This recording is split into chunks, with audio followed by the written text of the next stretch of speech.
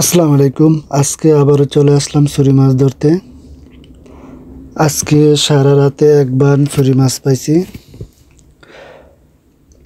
সারা রাত অনেক ঘুরলাম, অনেক জায়গায় দানা ছাড়লাম, কোথাও মাছ পাইলাম না।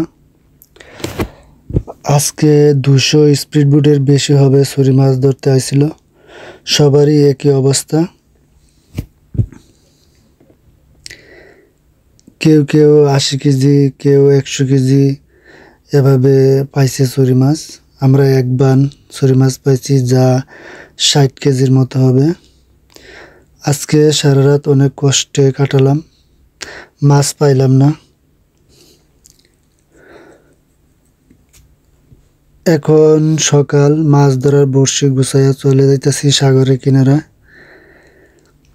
একটু পরে গাড়ি নিয়ে আসবে কফিল, চলে যাব বাসার দিকে। তো আমাদের